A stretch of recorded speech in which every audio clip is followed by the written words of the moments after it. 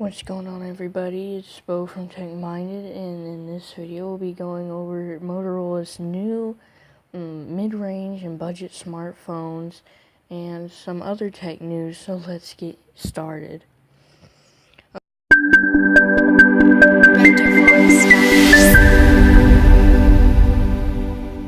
G6, Moto G6 Play, and Moto G6 Plus, two of which are coming to the US, the Moto G6 and the Moto G6 Play.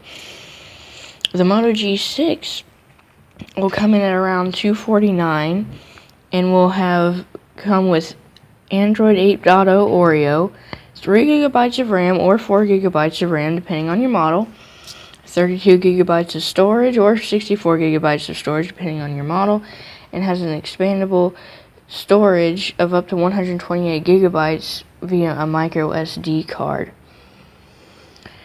It has a fingerprint reader and face unlock. It also has an accelerometer, gyroscope, ambient light sensor, proximity sensor, magnometer sensor, and ultrasonic sensor.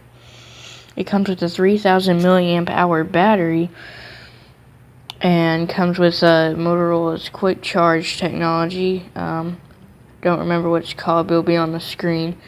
It has a 5.7 inch, what they're calling max vision display, a 1080p IPS 18:9 aspect ratio.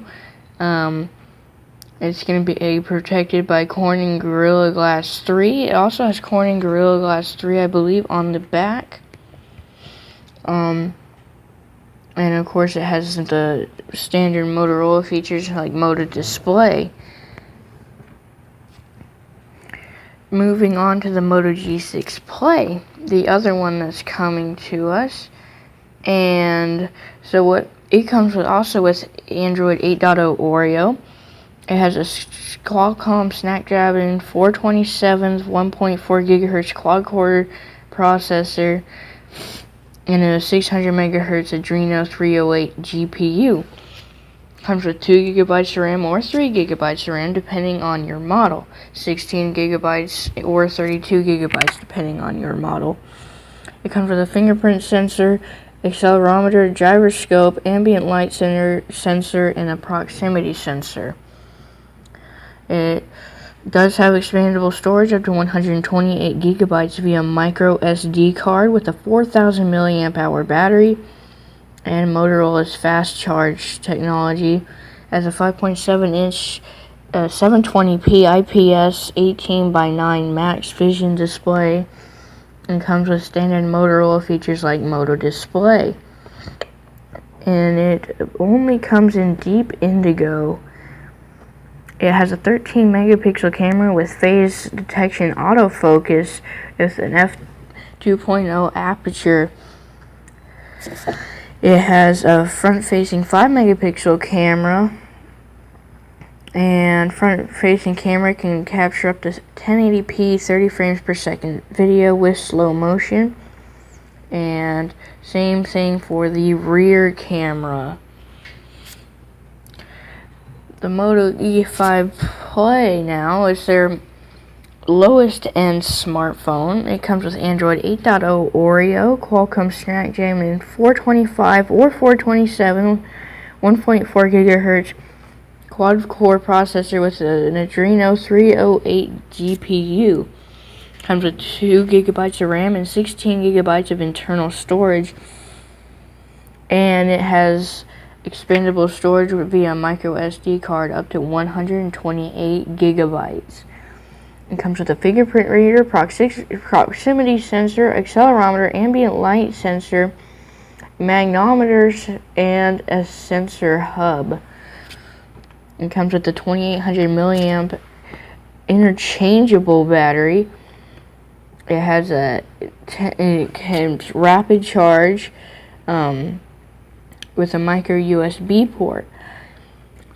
It has a 5.2 inch LCD display, no 18:9 here, 720p, and it comes with Moto Display.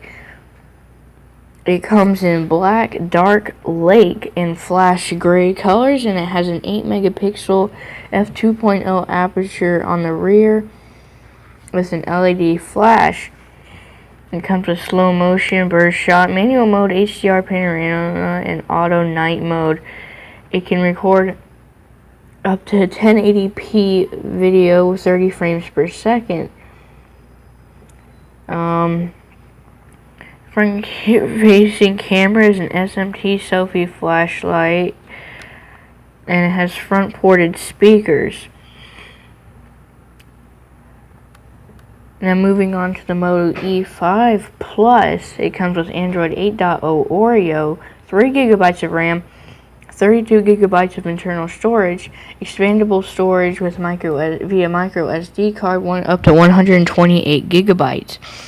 Comes with a fingerprint sensor, and its other sensors are proximity sensor, accelerometer, ambient light sensor, and sensor hub, and gyroscope.